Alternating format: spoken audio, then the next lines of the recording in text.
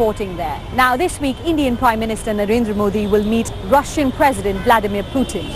Despite an enduring friendship between the two big countries, trade between them is worth only about $10 billion a year. I spoke to Akshay Mathur, head of research at think tank Gateway House, and began by asking why the trade partnership has been slowing of late. Now trade, yes, you're right, it's capped around 10 billion or so, and it is underutilized, and the potential could be a lot more. The governments have planned for it to be close to $25-30 billion. It has not happened.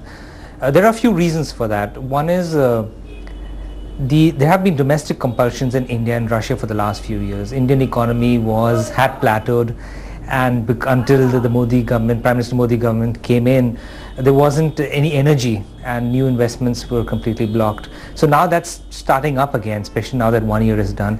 Same thing on the Russian side. The Russian economy also, given the sanctions imposed due to Ukraine and the falling oil prices, there were domestic compulsions because of which they could not be as adventurous as they wanted to be. But there are 2 or 3 new areas in which there seems to be some movement. One is the interaction with Skolkovo, which is their version of information technology region. Skolkovo city is what is being developed as what we have here as Bangalore.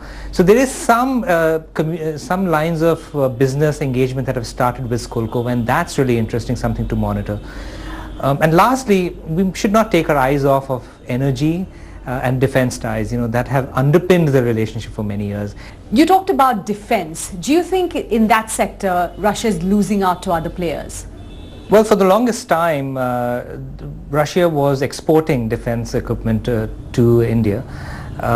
Our own strategy for defense procurement has changed with the Make in India program. We are laying more and more emphasis on building more in India. So I think there is a shift in strategy. Even Russia recognizes that they will have to partner with India now in co-designing and co-building rather than simply exporting to India. And that recognition is there. Some conversations are taking place. In the past year, we've seen 2 big meetings between India's Prime Minister and the US President.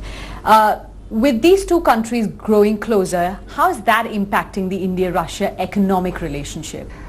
For geopolitics and India's foreign policy, yeah, absolutely. If the Prime Minister of the country and our foreign policy establishment looks more towards the United States, and it has re-energized the relationship with the United States, it makes a difference. And that means for defense and energy, both sectors which traditionally we know that we are engaged with Russia.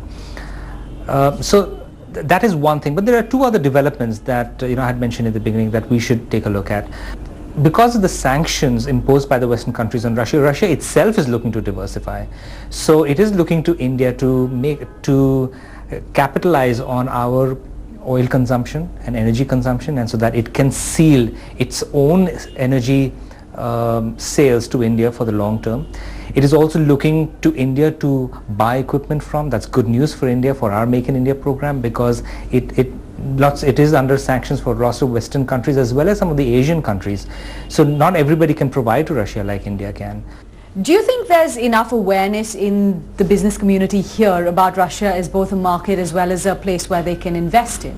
The Indian business has typically focused on the Western markets, which is Europe and the United States. It has looked at Africa, but we have not made the same inroads. It has looked at Latin America, but it's been too far. It has looked at Southeast Asia and made better inroads in Southeast Asia. Russia still remains a little distant, both in terms of geography and logistics for businesses to create and develop and maintain their supply chains, but as well as culturally. The language is still an issue.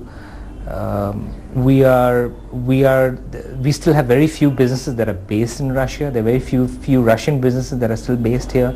We don't have the kind of schools in India to learn Russian or even to study there. I mean, the last I looked, it was only the medical students from India that were making a beeline for some of the Russian institutes. But other than that, there's still very few Indians that are going to Russia for business or for technical training.